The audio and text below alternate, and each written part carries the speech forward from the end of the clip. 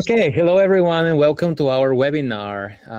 As always, we are inviting exciting guests so that we can talk about different topics that are hopefully exciting for all of you, and also that we're letting you know about important updates we have around the conference. And the conference, Start Up Bulgaria, is approaching. It's just around the corner, less than 20 days, 8th to 10th of November. So there are so many new developments. There are new processes we're launching. There are, about the pitching competition. It's increased. The what you can win there is increasing day by day. So I'm very excited to be giving you all these updates and to let you know how you can turn your project or startup into a unicorn, right? Like no matter if you're building it or growing it.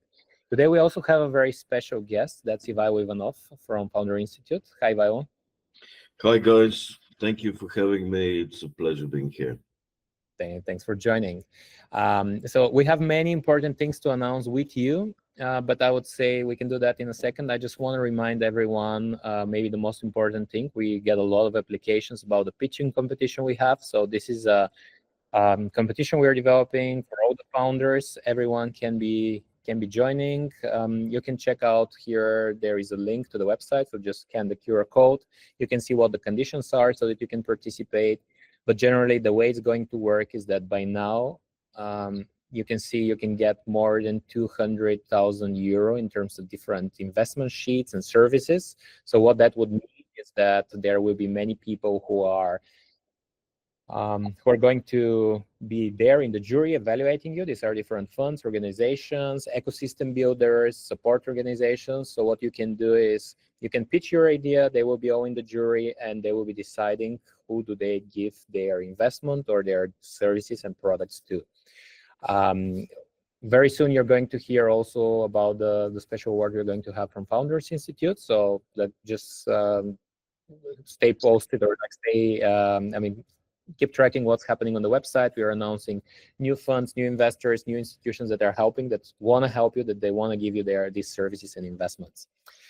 So now, let's continue our conversation with Ivaylo, because I'm pretty sure that many people wanna hear what he has to say. First of all, once again, Ivaylo, thank you for being here, for taking the time on a Tuesday. I know you have a very busy agenda, so we highly appreciate you finding the time.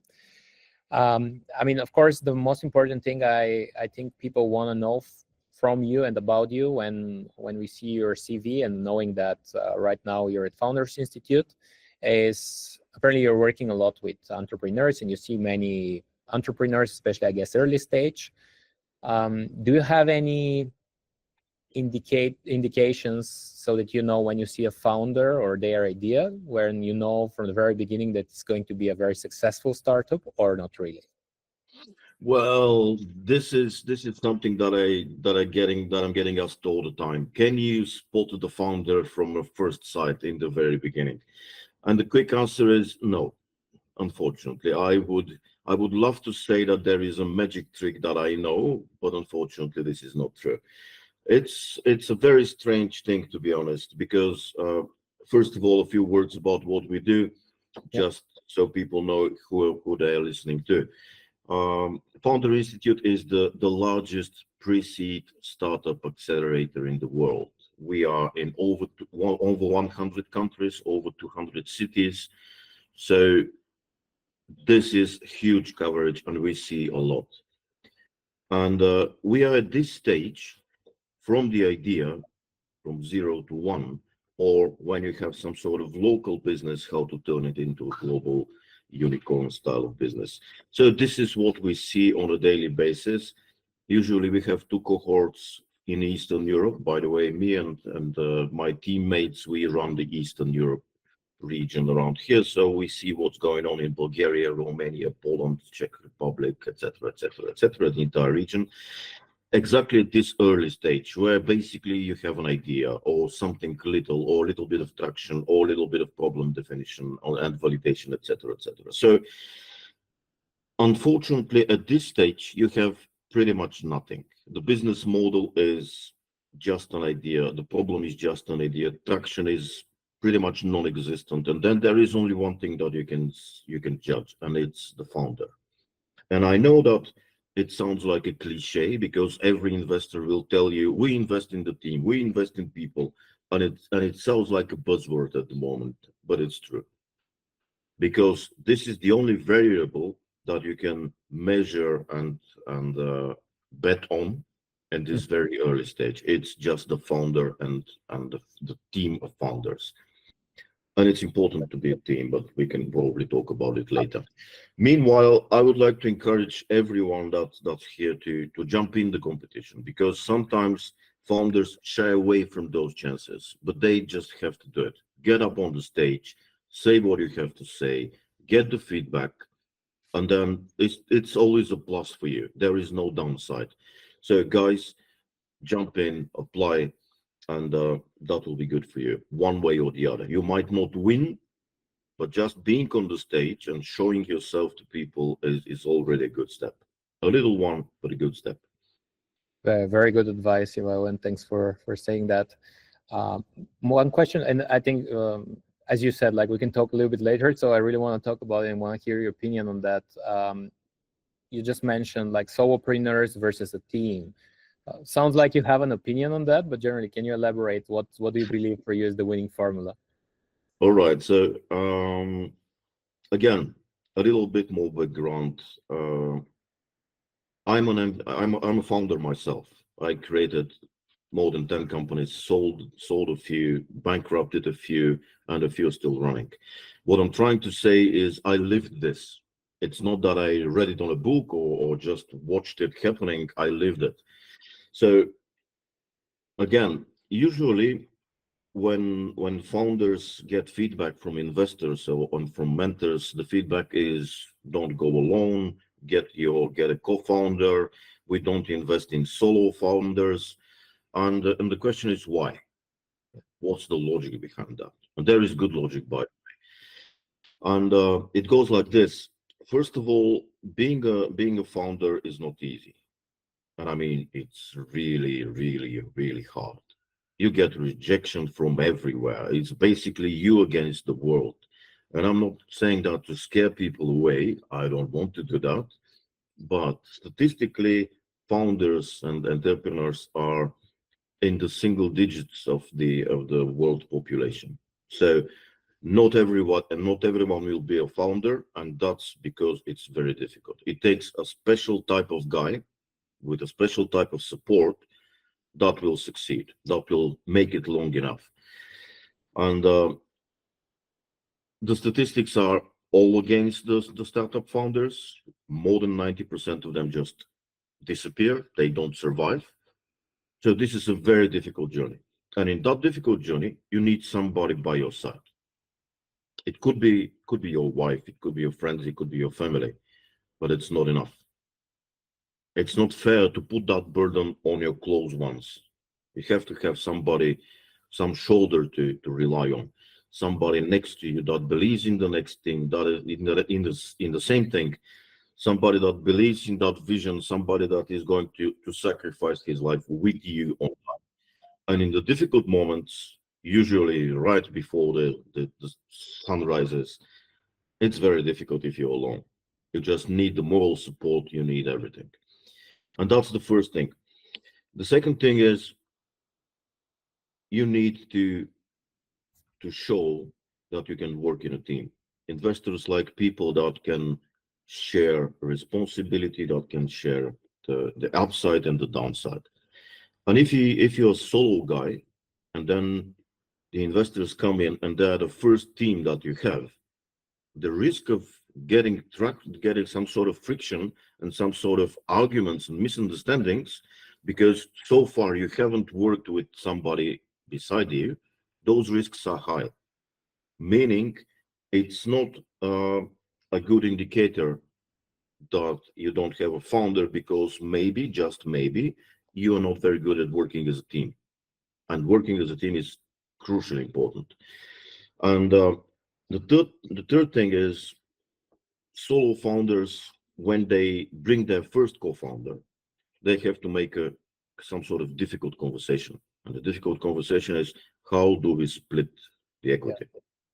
And that difficult conversation needs to happen early, because if you wait for that to be late at some later stage, the problems are really severe. And having those difficult conversations and surviving those difficult conversations is important for early stage startups. And this is pretty much the wrap up around the thing. So first, it's difficult. You don't want to do it alone. Second, you need to be working in a team, and investors don't like it when they are your first teammates. They need somebody else. And third, make it shows that you can take difficult decisions, difficult conversations very early on. Those are the three things why having a co-founder is, it's not a rule, it's not a must, but it's highly recommended. And it's a very good sign if you have one, and it's a red flag if you don't have one. Got it. Okay, so should we interpret your advice then as everyone who is trying on their own right now as a solopreneur, they should start looking around for a co-founder? And if yes, how do they choose one, or how do they find one? Okay, short answer, yes, all the time. Start right now. If you're alone in this, start looking for somebody to help you. And the logic, again, there is solid logic behind that. And the logic goes like this. You have something in your mind, a vision, an idea, whatever. Yeah. And the way you turn it into reality is by getting more followers. People need to follow that vision with you. Mm-hmm. And if you can't make people do that, then maybe your vision is not so good, or maybe you're not the guy that can bring that vision to reality. Therefore, you should start bringing followers to that idea. And by saying followers, we mean uh, co-founders, we mean teammates, maybe people on salaries, we mean customers, most importantly, etc. All those people will follow and believe in your idea. And having a co-founder is the first believer in your idea. So start looking for one right now. Start looking for one yesterday if you can. And it's important to do so. I said why, but I didn't say how to choose a co-founder. Yeah. Basically, there is no one person that can cover all the areas of a company building process or a startup building process. There are many things that you need to take care of. There are many balls to juggle with, and at one time or the other, you feel that you don't have the knowledge or you don't have the bandwidth to handle everything that life throws at you. And at that point, you see there is a white spot in your big map. I like maps if you Yeah, can say. I can say. Yeah. So if you have nobody to cover this area, you should find someone. Yeah. Maybe it's your advisor. That's a good thing. Maybe it's a co-founder. Most likely, you will find an area that you miss some sort of knowledge or you miss some sort of network. Mm-hmm. And those things are very well covered by bringing somebody else on board. Again, an advisor or preferably a co-founder, because the co-founder, on top of the knowledge and the network, will also put man hours in it, and that's important. So this is why you need it. This is how you find what's the fit. And Yeah. again, um, there is a lot to be said about who's the right guy, who's the right fit, etc., etc. But and I don't want to go into psychology or psychometrics or anything like that because we don't have the time for that. But find somebody that you're happy with.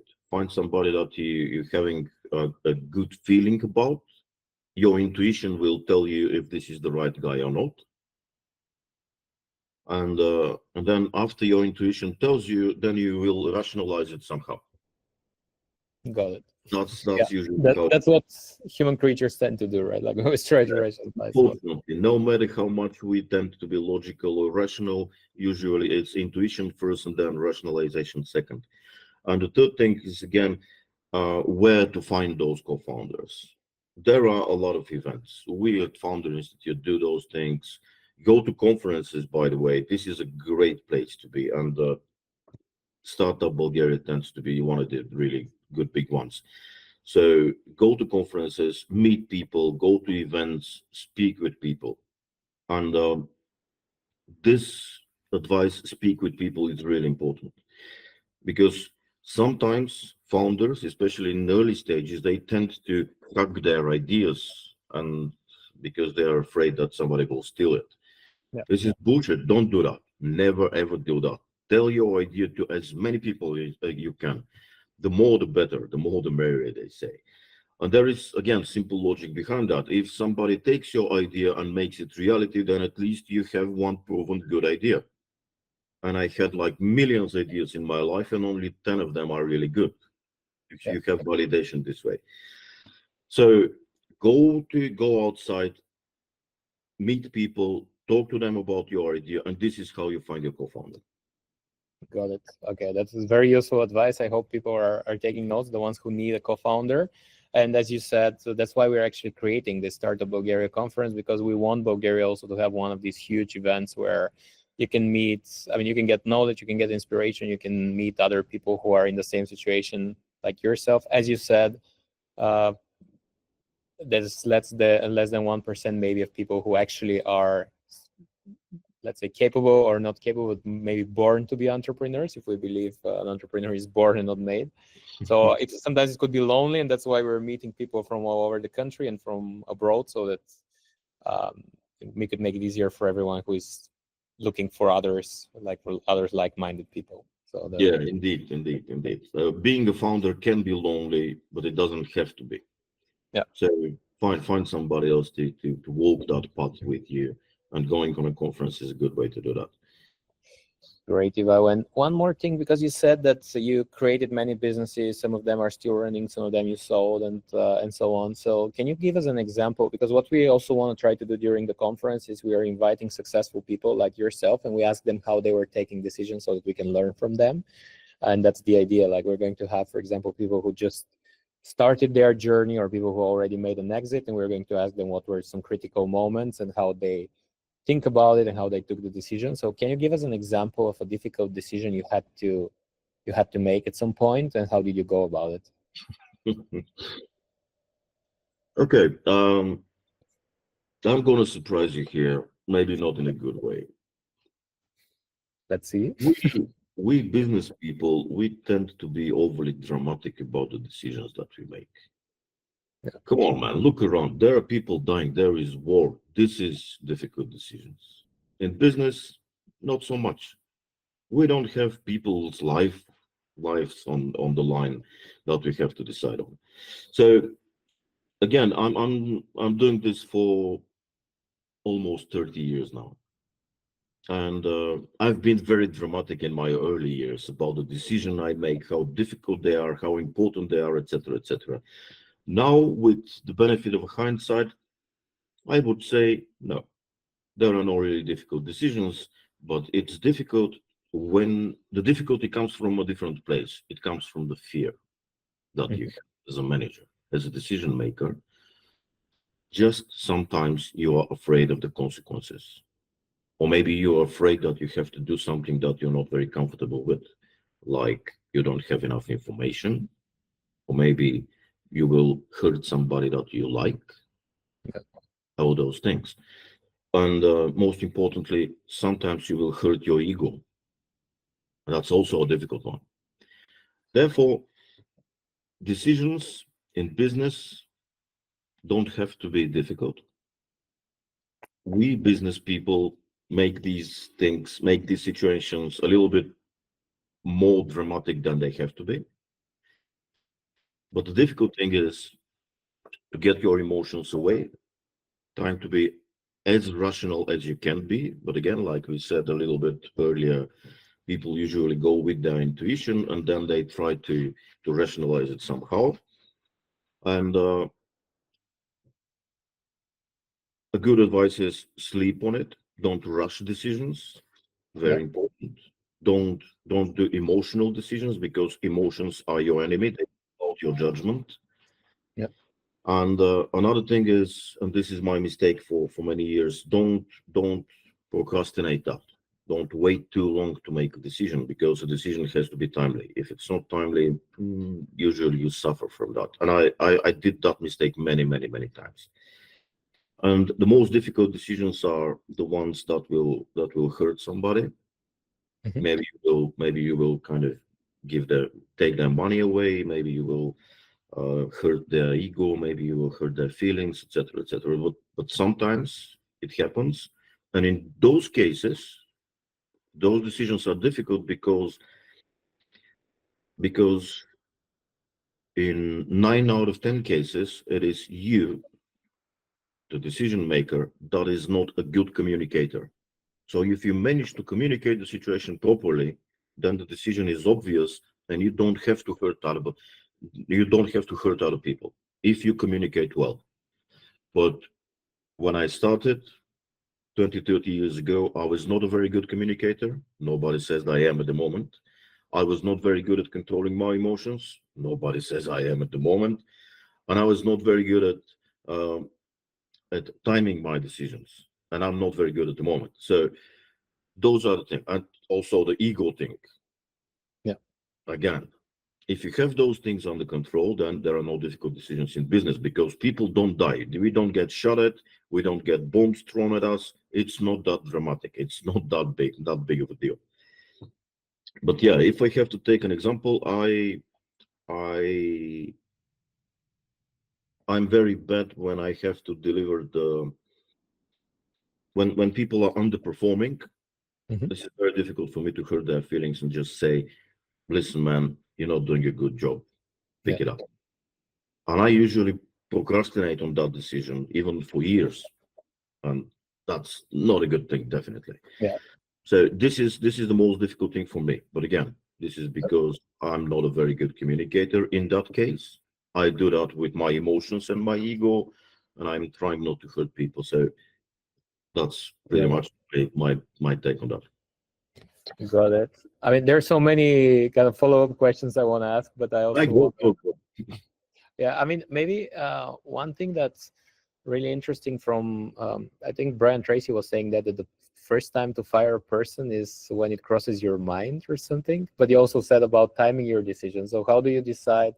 Like, I mean, on the one hand, you want to make sure that you're not procrastinating out of fear or out of discomfort or out of anything, but you also want to make sure that you don't postpone way too much in the future just because you have this discomfort or fear. So how do you strike the balance? How do you know that, for example, if you're thinking about dismissing someone from your team because of bad performance, do you, I don't know, wait a week, wait a month, wait a year? Like, how do you strike the balance between not waiting too long, but also making sure your decision is not spontaneous and emotional?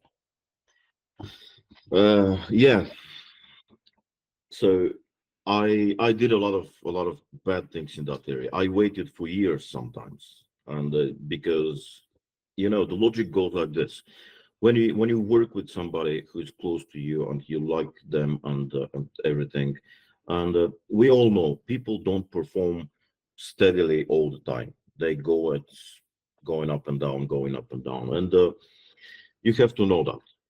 Yeah. You have to realize that this is the type of information you need as an input to that decision, because there are cycles in people's performance. They are performing excellent for 3 months, then 1 month they go under, and then 3 months again. So you have to know the people. You have to know that there are cycles. You have to know what is the workload. Maybe there is something in their lives that's bothering them, etc., etc. So you need to bring a lot of information in your decision-making process. So gather all your information is a good advice.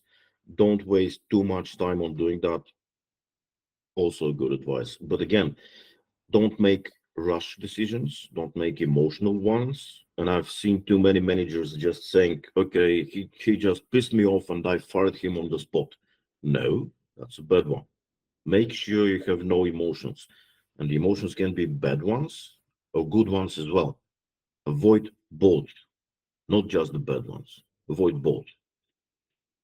Okay. Usually, for me, it works when I sleep over that maybe for a weekend or so. That's my trick. That's how I do it. But if you wait for too long, it simply doesn't work. Got it.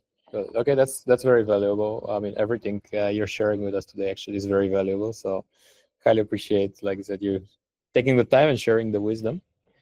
One more question would be about, I mean, apparently there are many, like at the conference, we have these three types of entrepreneurs. So we say there are these enthusiasts that are just thinking about starting. They're a little bit afraid of going out there, putting everything at risk and so on. Then we have the ones who actually have a successful business, maybe first customers, but now they're trying to scale it and they look into sales, branding, intellectual property, and so on. And then we have also the ones who are like much further ahead. They are looking for international investment, international expansion, maybe even an exit.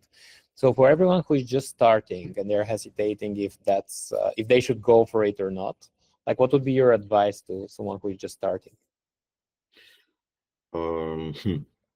Start now and act on it, because there is a difference between startup and a fantasy. Yeah. But if you don't act on it, it's just a fantasy. And you have to be very fair and very honest to yourself. Are you a dreamer, or are you somebody that is a founder? And a founder needs to act, needs to experiment on his ideas. And then getting feedback from the market, from mentors, from customers will evolve your idea, will enrich it, will change it for sure.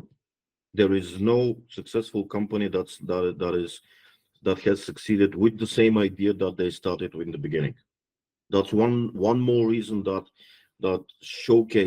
highlights the fact that ideas don't really matter, execution does. And again, this is a mantra, and everybody says execution is what's important.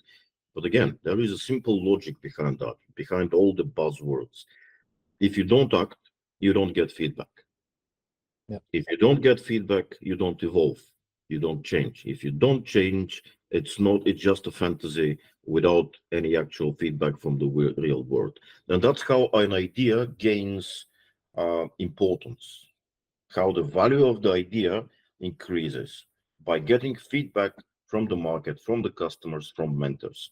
And this idea evolves and gets more meat on the bone, if you want to say that like that. So you have to act now. There are good ways to experiment on your ideas. Think about it as people should think about it as a scientific experiment. You know, the scientific method is simple enough. First of all, you observe what's going on around you.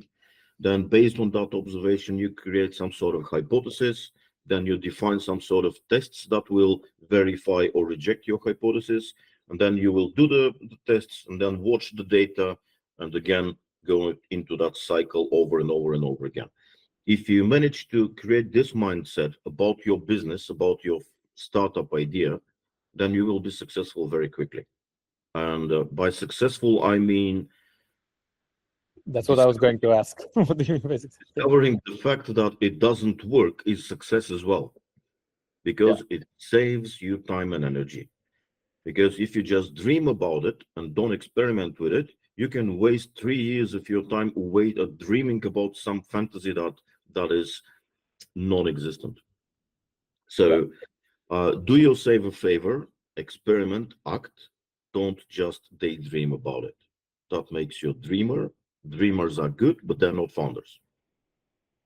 Great. Okay, thanks, Ivaylo. And maybe because I asked you a lot about the value of a co-founder, so I think considering your T-shirts with Founders Institute, I think I should also ask you the value of a accelerator program. When do you recommend it? Like, when do you think it's necessary for a founder? Does every founder need it, or are you saying, well, maybe some people can go without it, or everyone should definitely try to go through one? Well, there is no formula about that. There is no strict rule that would say, okay, go to the accelerator and you will succeed, or you don't go to an accelerator and you will fail. There is no such thing. So everybody pretty much is going his own unique path in life and business as well. What the accelerators give you is a very well structured and very well curated piece of information, because today you have all the information in the world, and now the next problem is how do you find the good one? so you don't waste your time reading and experimenting with things that are not very valuable. Maybe they have some value, but is this the right thing for you at the right time? Most likely not. And this is the value of an accelerator. For 15 weeks, we know exactly when, exactly what you need to do on your business. On the first week, you need to explain your vision and mission very well. Then you have to do your customer development. Then you have to do your business model. Then you have to do this and this and this and this and that. And within the framework of an accelerator, you should have this curriculum with the right materials. And what we also do, maybe the others as well, we put pressure on you to deliver and to work on your business during that week. You get assignments, but it's not like in school where you just read this book and we'll examine you on that. No, you get an assignment that says go out there and do 34 customer interviews and see what people say about your idea. Yeah. This thing, and you get the pressure. And our accelerator is very difficult, and we are kind of uh, different with that because more than 65% of the people that start our accelerator, they don't finish it. Okay. Because we put so much pressure on that. We require them to be actively working, to spend a lot of time on doing what needs to be done. And also, we give them real feedback, but not like the polite way of giving feedback. Oh, you're doing great. You are great. Just keep on rocking and it will happen. No, we are specialists and we are kind of proud of ourselves to be the ones that give you real truthful feedback on a global scale, meaning we have about 35k mentors in our network, and you pitch in front of the mentors every week and you get brutally honest feedback. And Yeah. I'm saying brutally honest feedback, but this is what saves you time. Yeah. And when people drop out, this is Mhm. actually the case. Those are the cases that get the value from the accelerator immediately. And that's why usually people that drop out tend to like us and keep coming to our events and keep kind of staying in touch with us. They still like us even if they drop out, because those 60% of the guys, 65 maybe, Yeah. they get the value from the accelerator immediately. All the others, somewhere in the future. But those that drop out, they drop out for a number of reasons. And the reasons are maybe this idea is not that good based on the feedback that you have and the work that you've done. Yeah. So this is different from just daydreaming and just imagining things. With actual feedback, with some actions, you see this idea is not good enough. Then the next option is maybe this idea is not something that you love so much, Mhm. that much that you will devote your life to that idea. And Yeah. this happens more often than we care to admit, to be honest, because Mhm. most of the times founders, especially first-time founders, they say, okay, this might be a good idea. It might make me a little money. I want to do a startup. Let's do it just for fun and games. And this is all good. Of course, people need to experiment, and I encourage them to do so. Mhm. But then you realize that it takes a lot of effort and a lot of time. Yeah. Because we think of startups as something that starts quickly and ends quickly, so you can get in, get out, and then go home. But Exactly. when you look at what the investors want to invest in, it's somebody that wants to be full-time committed on that 24/7 for the next 3 to 5 to 7 years. So the investors can get their money back. Exactly. No point, again, when you play with it, when you work on that idea, you realized, no, I don't want to give my next 3 5 years on that. I want to do something else with my life. And this is very valuable. Yeah. And the next thing is people understand that maybe just the founder life is not for them. Simply enough, it as I said in the beginning, it's not easy. It's stressful, it's hard, it's difficult. And within an accelerator, it should be difficult, because when you're out there in the real world, it's 10 times more difficult at least. So Yeah. if you can't survive an accelerator, you have no chance out there.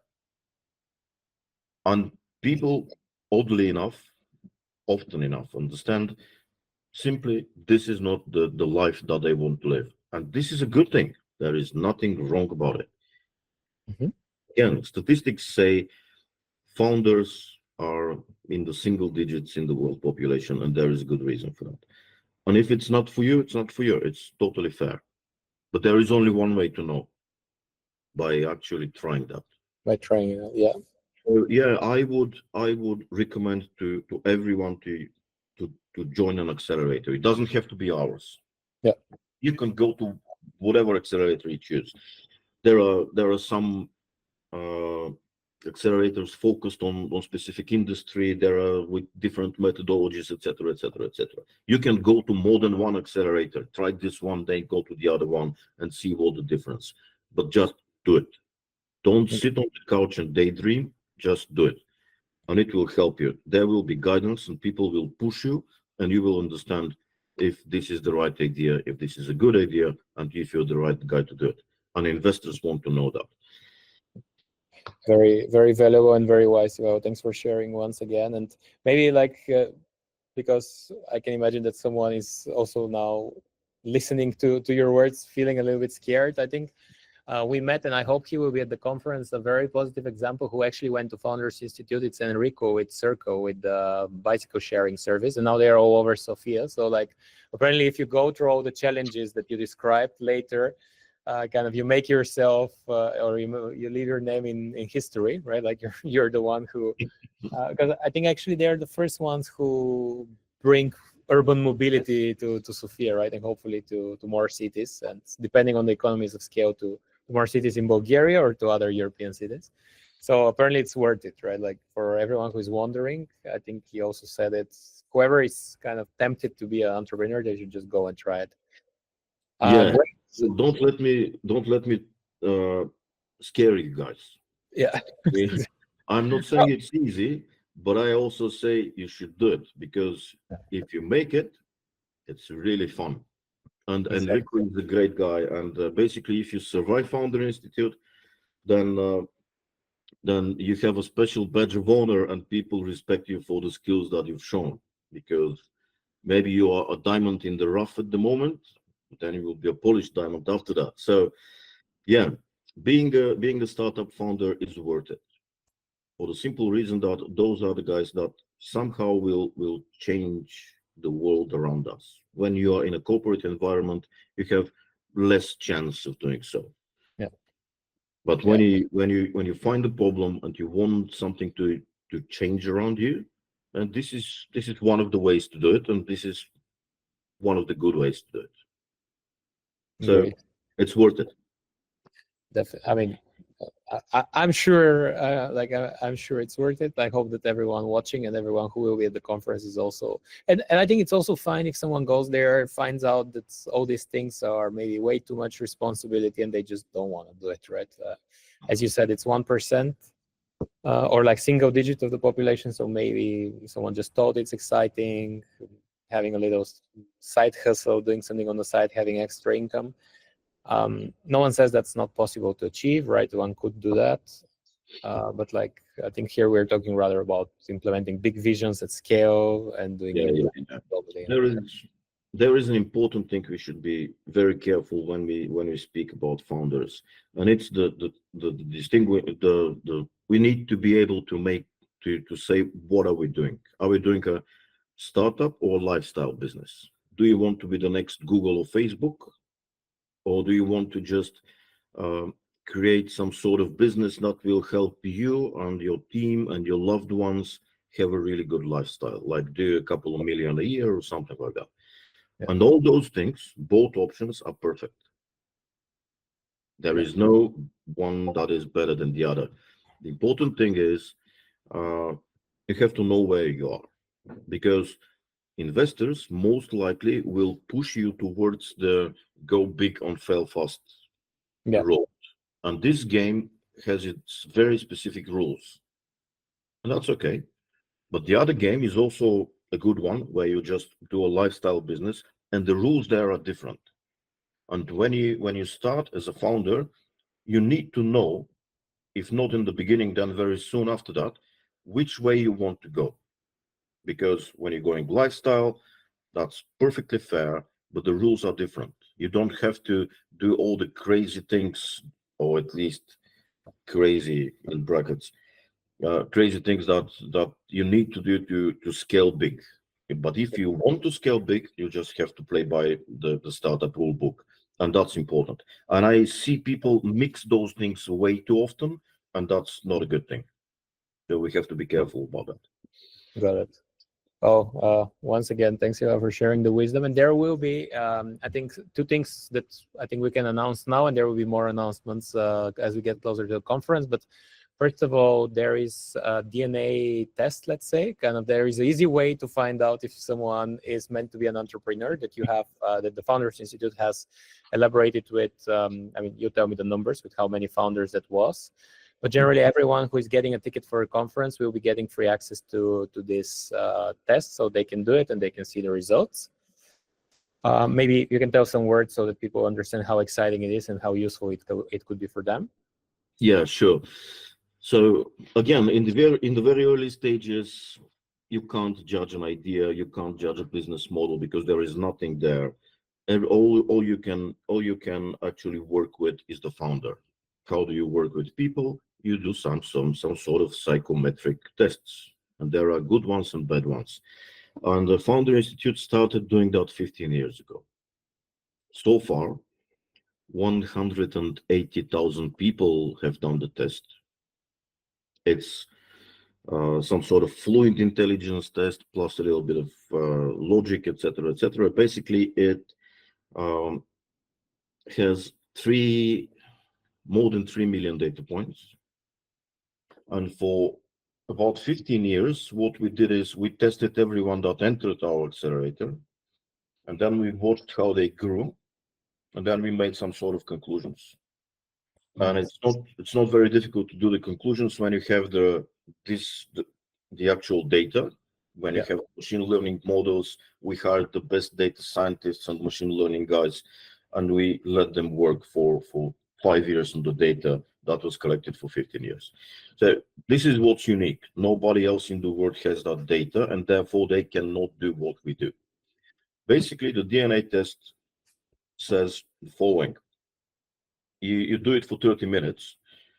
It's fun and games, interesting type of questions. And then it tells you, listen, this is your archetype. Yeah. Those are your strong traits. Those are the ones that you need to improve on. And again, it doesn't say if you are a good person or a bad person. It just sort of predicts how successful you will be within our accelerator and within a startup environment. Got it. There are very interesting things. For example, I don't want to spoil too much because I'll be talking about it on the conference. That's what I was going to say. Yeah. Yeah, but I'll just tell the teaser, let's say. Yeah. There are 3 things that predict success, and one of those things is curiosity. You have to be very, very, very curious about the world around you, and that makes a good founder. And another thing, intelligence doesn't matter. I hate to say that, but this is what the data says. Yeah. Very interesting findings. So when you ask me, what do I look for in a founder? I want to see that they're curious about the world around them. And you just see that in people. You see by the way they talk to you, by the way they react, by the way they do the things that they need to do. So yeah, that's one of the traits that predict success. There are 2 more. I can tell you how entrepreneurs in Bulgaria are different from entrepreneurs in the US, how Europe stands against Africa, for example. We have all the data because we cover pretty much all the world. We still don't do Antarctica, but I don't know, the I penguins. would be curious as well, because I think there you need skills much much stronger to survive, right? The temperature. Different skill set indeed, but the penguins still don't apply to our accelerators. I don't know why. I don't understand that either. So yeah, again, I'm willing to share as a gift to everyone in the conference a free DNA test, so you guys can understand all about yourselves. What are your strengths and what are your weaknesses, and how you can work on those. So yeah. So like I said, everyone who is getting a ticket very soon, they're going to get the email there where I mean, apparently people need to agree or kind of sign up for the test, and they'll do it. And then the other thing is, I was going to ask you to give us a little teaser for your session at the conference, but I think, I mean, you just gave us, I think, a teaser enough. I think now everyone's curious what are the other two the two indicators, right? I'm personally very curious, but I'll try to wait till the conference. yeah, come and watch me on the stage. I'll tell you then. Maybe I mean, just like kind of to finish on a positive note here, or hopefully there is a positive note. If you're saying we're not naturally curious, or we're not curious, do you believe like we could, whatever the other 3 dimensions or the other 2 dimensions are, do you believe we could be changing that, or developing with time? Like if we're not very curious right now, and if we always think we know best, and like we don't care about the environment around us, do you think this could change? Or are you saying, well, a person is either curious or he's not, and that's it? I can definitely say that things change, but again, I'm not a trained psychologist, so I'm not formally competent in that area. So what I say is my personal opinion only. Yeah. And it goes like this: we tend to be very curious as kids. We explore the world, and we do that all the time, and we do that very well because we need to survive. And sometime after that, we kind of lose that to a certain extent, but you can get it back because it's in you when you're little. So if you're not that curious at the moment, you can become curious again. And that's my belief. Maybe you have to practice a little bit. Maybe you have to pay more attention to that. Maybe you have to do some sort of exercises, but you can get this thing back. And I totally believe in that, because the world around us is amazing, and I'm the type of guy that wants to know how the world works. Yeah. And when I look around, I see people do that more or less in a similar way. Maybe they see the beauty. I want to understand how the mechanics of it works, but we are instinctively curious about the world around us. And if we ignore that, then maybe it is because we are occupied with something else. Maybe we are stressed out. Maybe we are too busy or whatever. But it's within us. It's within our nature. So we just have to let it out. Got it. Okay, thanks, Ivaylo. So I think you gave us enough reasons to come and listen to your session during the conference. Also, I guess to generally join the conference, because then people will have access to a DNA test. So thank you once again for joining us and sharing all these wisdoms. I think these are things that it's always helpful to listen or to learn from someone with as much experience as yourself, because otherwise people can spend years kind of going in the wrong direction, and at the end they will most probably realize what you just said, right? So I think you just saved many founders, I don't know, years of futile efforts. I hope that was the case. Really looking forward to seeing you at the conference, and really looking forward to your session, to all the other surprises we're going to have there in terms of pitching competition and everything. And once again, thank you. And what we're going to do now is we're going to go through several more announcements that I think are important for people to know as we're approaching the conference.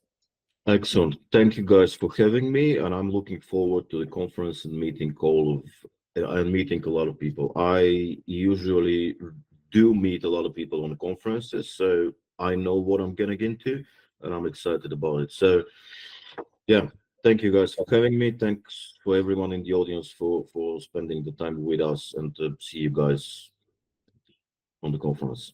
Great. Thank you, Ivaylo. And like I said, we do have several more announcements. First of all, if you haven't yet joined our Viber group, two things are important. First of all, we normally make these announcements about future webinars, discounts, everything that you might want to know about the conference. They're happening on Viber as well. Now, Viber is an official partner of the conference. Our channel is a kind of a special one, certified, verified, and so on. So it will be easy to find. You can scan the QR code and you will be in the group. What is going to happen is that during the conference, we are going to be announcing hourly what's happening where, because the conference is happening at 4 locations. There is going to be a hackathon at one place. There are going to be workshops at another place. There are going to be the investor pitches, the investor speed dating, the different sessions, the B2B sales track or sales forum. So there are going to be so many things. So you want to be on Viber so that you can listen and see what is happening where, and you can go to the sessions at the top of the hour to the one that you want to go to. That's announcement number 1. Next one, I think we keep repeating that. I mean, there is kind of everything, and like that's how we started designing the conference. We do want to offer something to everyone who is building a startup. Sometimes we start talking to companies who say, look, we are no longer a startup. We've been around for 10 years, 15 years. For us, that doesn't matter. If you're still keeping the entrepreneurial spirit, then you're definitely a startup. And we believe that you can have 3 main benefits at the conference. You can learn a lot, you can grow your business, grow your personality, and you can, of course, win many things. How do we do that? So in the Learn session, you can see we have more than 70 speakers, and they are allocated in 3 tracks. So we're going to have the beginners topics, the more advanced topics, and the expert topics. So kind of the way to think about it is if you're just considering if you need a co-founder, if you can validate your idea in a good way and so on, then you want to go to the Entrepreneurship 101. Then if you are already having a business, registered company, you want to scale it, you want to hire more people, you want to reach new markets, you want to go to the scaling up track. And then if you're already looking for huge investments, international expansion, or maybe you just want to hear how these things happen so that you can start thinking about them in a couple of years, then you want to go to the sky's the limit track. Then in terms of opportunities to grow, we do have the B2B sales forum. This is happening on Saturday. We're going to have 5 exciting sessions. Some of them are very hands-on. We have special guests from Germany and Finland who are going to share with us how do they do business B2B sales, how to be more efficient, how to build the right organization. So this thing is definitely for you. We do have workshops. So workshops very soon. Today we are announcing the registration process there. We're going to have storytelling, we're going to have financial management, we're going to have how to build an advisory board. So you definitely want to go to these practical sessions where you're going to work hands-on with one of the lecturers there. We do have an AI track. So for those of you who are curious about AI, who want to know what are the biggest trends, where is the hype, how to get investments, where are investors trying to invest in, and what are they trying to how they're trying to win the game, you definitely want to go to these sessions. You can see them. And then I think we said several times, there is a pitching competition. 200,000 euro is what you can get. As of now, these are term sheets. These are different services.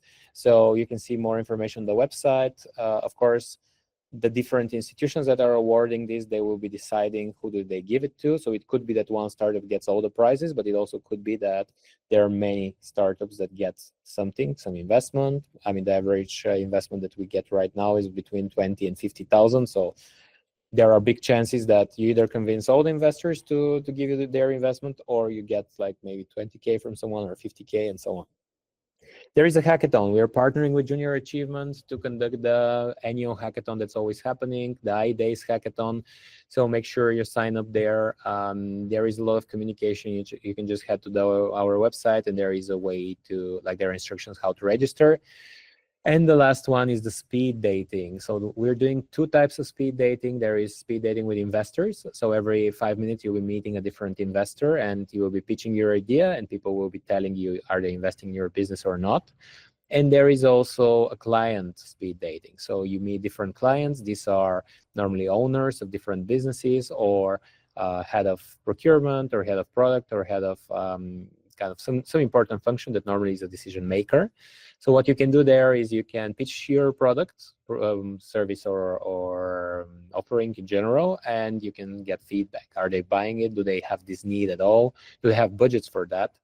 I mean, very simple example could be, imagine that you have an app for communication within a company, and then you think that every company might need that, especially, for example, a retail company. So we are going to have some people who work in retail who are normally the decision maker there. So you can pitch your idea, and then they can tell you what are the communication solutions that they normally use. Are they actually considering investing in others? And what has to be the benefit so that they decide to leave their existing solution and decide to go for yours?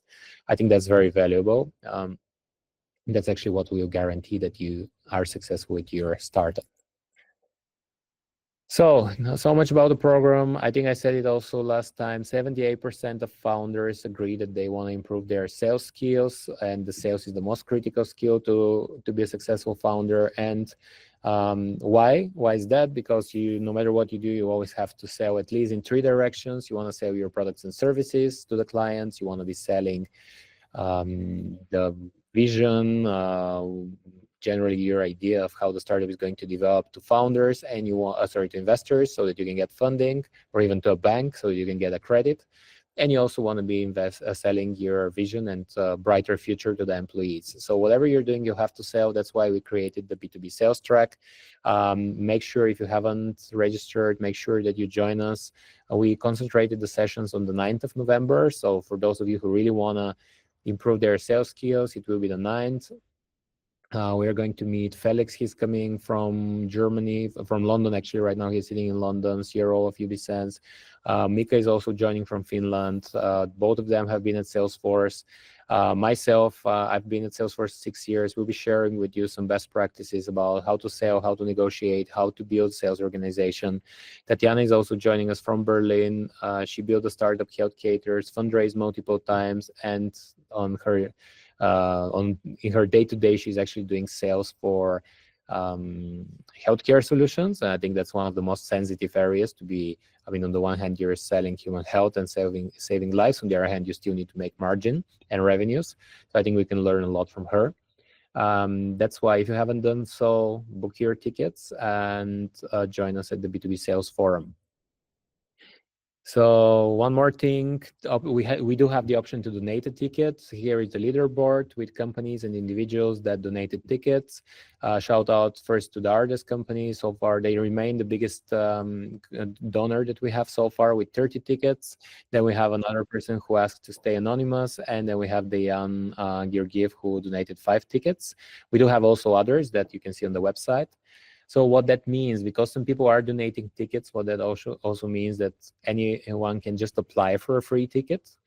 That means that if you're saying, I don't have the financial opportunity to join the conference, what you can do is go to the website, scan this QR code, go to the website. There is a very simple form. You just need to fill out your name, email address, so that we can contact you. And you can put a short reason or justification, why do you need a free ticket. Our team is looking into it, and they are granting you the free ticket.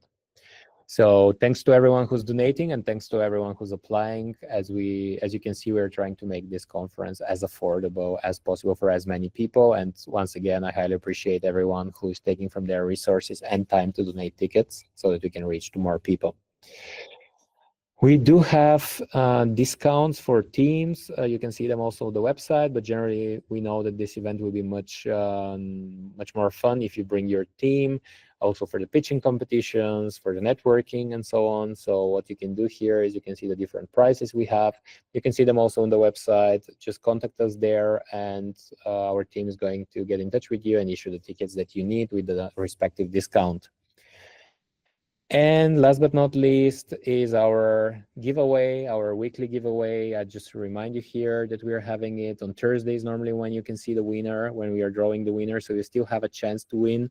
What you can see here, the task is very simple for this week. We want you to tag 2 friends who you believe they should be pitching their ideas in front of the investors. So the pitching competition, like if you have, everyone has this friend who is working on something genius, and you want to make sure that maybe they're a little bit too shy, undecisive, but what you want to do is just like encourage them to join the pitching competition. As you can see here, the visual is still old. We are saying 150,000 in terms of services and investments. Right now we're saying 200,000. Why? Because as there are more and more of you joining and applying for the competition. We also have more and more investors and organizations reaching out who say, hey, we also want to participate, we want to give an award. And that's how we managed to give this or to increase this amount so that you can have more resources to develop your business idea and to make something even bigger. So these are all the announcements for today. Thank you very much, everyone, for the time. There are less than 20 days till the conference. It's getting more and more exciting, hopefully for all of us. If you haven't booked your ticket, make sure you do that. There are also many organizations and partners. You can check on our website who are the organizations we're partnering with. Most of the time, they have special conditions for you to join at the conference. You can get some discounts. And also one thing you have to consider or you can keep in mind is that every time you are using the discount code of a partner, that also means that after the conference, we're going to donate some of the money that you paid on a ticket to them. So that actually means you're supporting the community that you're part of. We are also donating part of the ticket price to the Dimitar Berbatov Foundation, which means that, as you know, they're supporting young talent in their development. So by actually getting a ticket, you're also helping to support his foundation and also the partner or community that you're using the discount code of. So that was a lot of information. Thank you very much. You can find everything on the website as well. And we are looking forward to our next session, which is on Thursday with Stoyan Yankov. For those of you who don't know him, he's an expert on productivity. So I'm looking forward because I know I'll learn how to be even more productive. And I'm pretty sure that you're also looking forward to it. Thank you once again, and we'll see you on Thursday.